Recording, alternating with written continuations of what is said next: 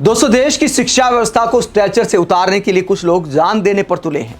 जंतर मंतर पर स्ट्रेचर बुलाना पड़ा, किसकी हालत खराब हुई कि अस्पताल ले जाना पड़ा। और मन में यह सवाल उठा कि सोनम वांगचुक हो या ऐसे युवा लड़के किसके लिए अपनी जान दांव पर लगा रहे हैं। एक बहरी सरकार जो ऐसे आंदोलन का मजाक उड़ाती है और आंदोलन में जितनी कम संख्या में युवा आते हैं वो ये भी सवाल उठाता है, किसके लिए आप जान देने पर तुले हो। क्या ये देश, यहाँ की सरकार, यहाँ की जनता सोनम वांगचुक या ऐसे युवा डिजर्व करती है जो देश को सुधारने के लिए, शिक्षा व्यवस्था को सुधारने के लिए अपनी जान इस तरह दांव पर लगा रहे हैं। और बहुत सारे युवा ही इनका मजाक उड़ा रहे होंगे। बहुत सारे युवा हो सकता है पेपर लीक के मुद्दे पर इनके साथ खड़े हों, लेकिन भविष्य में अगर कोई और आंदोलन होगा तो वहां पर मजाक उड़ाने वालों में वो भी शामिल हो सकते हैं। इस तरह का ट्रेंड हमारे देश में बन गया है जहां दूसरे का दर्द किसी को महसूस नहीं होता। जब किसान आंदोलन होता है तो बैंक कर्मचारी मजाक उड़ाते होंगे, जब बैंक कर्मचारी हड़ताल पर बैठते हैं तो अध्यापक मजाक उड़ाते होंगे, जब अध्यापक किसी मुद्दे पर सड़क पर लाठियां खाते हैं तो उसके बाद बहुत सारे युवा भी मजाक उड़ाते होंगे जो पेपर लीक के शिकार हैं। अब पेपर लीक की वजह से कई युवाओं की जान चली गई। देश भर से मांग उठ रही है, यहां तक कि मोदी सरकार के समर्थक भी सोशल मीडिया पर धर्मेंद्र प्रधान का इस्तीफा मांग रहे हैं। लेकिन जंतर मंतर पर कितने युवा पहुंचे? कोई बहुत ज्यादा संख्या नहीं पहुंची है।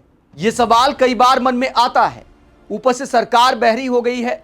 जब चौथा दिन हो गया है अनशन को, लगातार वेट घटता जा रहा है सोनम वांगचुक का, कई युवाओं की तबीयत खराब हो रही है, तो क्या सरकार को बातचीत का दरवाजा नहीं खोलना चाहिए? कम से कम कुछ लोगों को मुलाकात करने भेजें कि भैया कोई बात नहीं, अनशन से उठ जाओ, हम बातचीत करते हैं, बातचीत के टेबल पर आते हैं। लेकिन सरकार का रवैया, बीजेपी के इकोसिस्टम का रवैया, बीजेपी के अध्यक्ष का बयान इस बात को दिखाता है कि कोकरोच जनता पार्टी के प्रोटेस्ट को, सोनम वांगचुक को लगता है कि बीजेपी और सरकार की नज़र में मजाक समझ लिया गया है कि एक मजाक चल रहा है जंतर मंतर पर। भले लोग अनशन पर बैठ गए हैं, उसका मजाक उड़ाते भी अफवाहें फैलाई जाती हैं कि भैया चिकन सूप पी रहे हैं अनशन पर छुप छुप के सोनम वांगचुक, छोले भटूरे खा रहे हैं, इस तरह मजाक उड़ाया जाता है। देश के असल मुद्दे पर जंतर मंतर पर प्रोटेस्ट चल रहा है और वहां पर सोनम वांगचुक के साथ बैठे एक लड़के की तबीयत खराब होती है, उसे कैसे ले जाया जाता है। उससे पहले दो और पेपर लीक के मामले सामने आए हैं पिछले कुछ दिनों में, एक महाराष्ट्र से और दूसरा आया है राजस्थान से। इसे लेकर पीएम मोदी को क्या सुनाते अभिजीत दीपके, कोकरोच जनता पार्टी के फाउंडर, वो क्या कहते हैं पीएम मोदी की प्राथमिकताओं पर, जरा सुनिए। ये लगातार जो हटाने की बात हो रही है, एक तरफ आप कह रहे हैं कि आपको 11वां दिन है आज प्रोटेस्ट आप लगातार कर रहे हैं, लेकिन इसी बीच 2 पेपर और लीक हो गए। तो क्या सरकार को कोई जरा सी भी मतलब उनके कानों पे और आंखों पे मतलब जू रेंगने का काम, मतलब उनको कोई फिक्र ही नहीं और पेपर अभी भी लीक हो रहे हैं लगातार? नहीं, जैसे वो दूसरे इम्पोर्टेंट कामों में बिजी है। जैसे शिवसेना के एमपी उनको खरीदना है, टीएमसी के एमपी उनको खरीदना है, तो इंसान जरूरी काम करेगा तो पेपर करवाएगा। छोटे मतलब छोटे कामों के पास थोड़ी ना वक्त है मोदी जी के लिए। मोदी जी के पास तो बहुत इंपॉर्टेंट काम है, मुझे लगता है।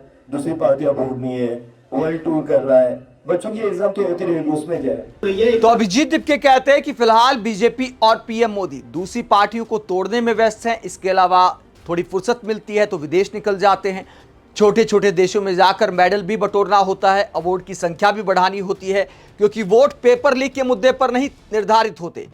वोट तो विदेश में डंका बजाने के आधार पर मिलते हैं। तो इस तरह का कटाक्ष अभिजीत दीपके ने किया है। उसके बाद बीजेपी के अध्यक्ष नितिन नवीन को जवाब देते अभिजीत दीपके, उन्होंने कहा था कि आजकल वायरस आ गए हैं, बहुत सारे कोकरोच टाइप की पार्टियां आ गई हैं, एंटी नेशनल है, टुकड़े टुकड़े गैंग हैं, इस तरह के शब्दों का इस्तेमाल किया और ये धमकी वाले अंदाज में कहा कि हमारे कार्यकर्ता ऐसे लोगों को सबक सिखाएंगे। तो क्या दुनिया की सबसे बड़ी पार्टी के अध्यक्ष को इस तरह की भाषा का इस्तेमाल करना चाहिए? इस पर क्या जवाब दिया अभिजीत ने, जरा सुनिए। जो हमारे भारतीय जनता पार्टी के प्रेसिडेंट अभी अपॉइंट हुए नितिन नवीन जी, उन्होंने एक स्टेटमेंट दिया है कि जंतर मंतर कर जो लोग बैठे हुए हैं कॉकरोचेस से, वायरस से, उनका स्टेटमेंट मैं पहले आप लोगों को सुना देता हूँ, उसके बाद मैं अपनी बात रखूंगा। तो जिस प्रकार से इस देश में एक वायरस और कॉकरोच जैसी पार्टियां आ रही हैं, ये देश को खोखला करने वाले लोग हैं। इन वायरस और कॉकरोच वाले लोगों को निश्चित रूप से ध्यान रखने की जरूरत है। ये देश के टुकड़े करने वाले गैंग के लोग हैं। इन देश के टुकड़े करने वाले गैंग के लोगों को सबक सिखाने का काम भारतीय जनता पार्टी का कार्यकर्ता ही कर सकता है। मित्रों, आज पूरे विश्व में भारत का तिरंगा लहराता है, सम्मान के साथ हम आगे बढ़ते हैं। बिल्कुल, बहुत सम्मान के साथ भारत का तिरंगा लहराया जा रहा है। अपने देश के युवाओं को पेट्रोचोसर वायरस बोलकर भारत देश का तिरंगा लहराया जा रहा है। तो ये जो स्टेटमेंट हो भारतीय जनता पार्टी के प्रेसिडेंट का, थोड़े दिन पहले एजुकेशन मिनिस्टर, यहाँ पर जो लोग आए हुए प्रोटेस्ट कर रहे हैं, बच्चों के लिए न्याय मांग रहे हैं, उनको आतंकवादी कहते हैं। और अभी बीजेपी के प्रेसिडेंट कहते हैं ये वायरस है, और कह रहे हैं कि इनको सबक सिखाना पड़ेगा, और इनको सबक बस भारतीय जनता पार्टी के कार्यकर्ता सिखा सकते हैं। मैं पूछना चाहता हूँ, कैसे सबक सिखाना चाहते हो? क्या कहना चाह रहे हो? लोगों को मारना चाहते हो?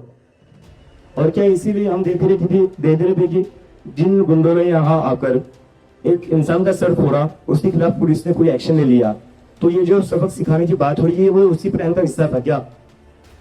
एक तरफ एजुकेशन मिनिस्टर टेररिस्ट कहता है, उनकी पार्टी का प्रेसिडेंट कहता है वायरस है, इनको सबक सिखाना चाहिए, और बीजेपी के कार्यकर्ता ही सबक सिखाएंगे। उसके बाद बीजेपी के गुंडे यहाँ पर गुंडागर्दी करते, लोगों का सर फोड़ते हैं, और उसके बाद पुलिस उनके ऊपर कोई एक्शन नहीं लेती। तो ये था बीजेपी और पुलिस की कोई सेटिंग चल रही है। ये मेरा सवाल है पुलिस से भी और बीजेपी से भी। और मिथुन नवीन जी से मैं कहना चाहता हूँ कि हमने वायरस नहीं है, ये जो बीजेपी नाम का वायरस इस देश पर लगा हुआ है, और धर्मेंद्र प्रधान नाम का वायरस जो इस एजुकेशन सिस्टम पर लगा हुआ है, हम उसकी वैक्सीन है, हम उसका एंटीवायरस है, तो हम लोग वायरस नहीं है। तो यहां पर अभिजीत दीप के सवाल करते हैं कि कैसे सबक सिखाने की धमकी दी है बीजेपी के राष्ट्रीय अध्यक्ष नितिन नवीन ने। क्या गुंडे भेजकर सबक सिखाया जाएगा? पहले भी जंतर मंतर पर बहुत सारे मारपीट वाले सीन हो चुके हैं, कुछ लोगों की गिरफ्तारी तक हुई है, हालांकि उन पर गंभीर धाराओं में मुकदमा नहीं लगाया गया।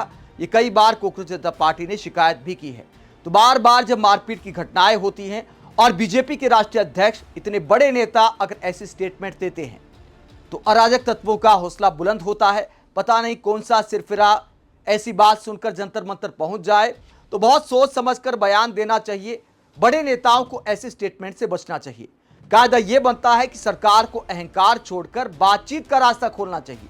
जंतर मंतर पर आकर सोनम वांगचुक से बात करनी चाहिए, अभिजीत दीपके से बात करनी चाहिए कि भैया आपकी क्या मांग है, कम से कम ज्ञापन ले इनका। लेकिन अब तक सरकार ने पूरी तरह से अनसुना किया है, मजाक उड़ाया है। सोशल मीडिया पर ट्रोलिंग के अलावा जब राष्ट्रीय अध्यक्ष ऐसी घटिया बयानबाजी करते हैं तो आप समझ सकते हैं कि सरकार बातचीत के मूड में नहीं है, और वहां पर अनशन करने वाले लोगों की हालत कैसी हो रही है।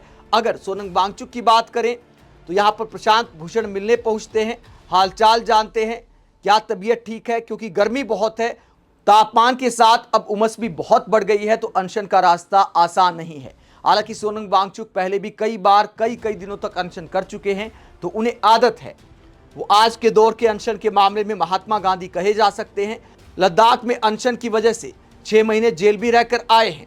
उनकी तबीयत की बात करें तो 2 किलो वेट घट चुका है, ये जानकारी दी है अभिजीत दीपके ने, और कहा कि सोनम सर का वेट अनशन की शुरुआत करने के बाद 2 किलो घट चुका है भूख हड़ताल की वजह से, और उनका ब्लड प्रेशर भी लगातार गिर रहा है। तो सोनम वांगचुक का वेट और ब्लड प्रेशर लगातार गिर रहा है। वहीं एक लड़के की हालत खराब हो जाती है, क्योंकि अनशन हर किसी के बस की बात भी नहीं है। वो लड़का सोनम वांगचुक से पहले से ही अनशन पर बैठा था, 7 दिन हो गए थे, स्ट्रेचर बुलाना पड़ा और अस्पताल ले जाना पड़ा। इसके बारे में क्या जानकारी सामने आई है, क्रांति राज ये वीडियो शेयर करते हैं और कहते हैं जंतर मंतर पर 7 दिन से बैठे अनीश की तबीयत ज़्यादा बिगड़ने लग गई है, और उसके बाद स्ट्रेचर बुलाना पड़ता है, अस्पताल ले जाना पड़ता है। तस्वीर आप देख सकते हैं, स्ट्रेचर पर लड़के को अस्पताल ले जाया जा रहा है। 7 दिन से ये अनशन पर बैठा था। तो बहुत सारे युवा भी सोनम वांगचुक का साथ दे रहे हैं। ऐसे में लोकतंत्र का सम्मान करते हुए कम से कम मोदी सरकार को बातचीत की पहल करनी चाहिए। कांग्रेस जनता पार्टी से सोनम वांगचुक से आकर बातचीत करनी चाहिए और पूछना चाहिए कि आप आखिरकार चाहते क्या हैं। लेकिन सत्ता के अहंकार में डूबी बीजेपी और पीएम मोदी क्या ऐसा कर पाएंगे? आप क्या सोचते हैं? कमेंट बॉक्स में अपनी राय जरूर दें। साथ ही चैनल को सब्सक्राइब भी करें। नमस्कार।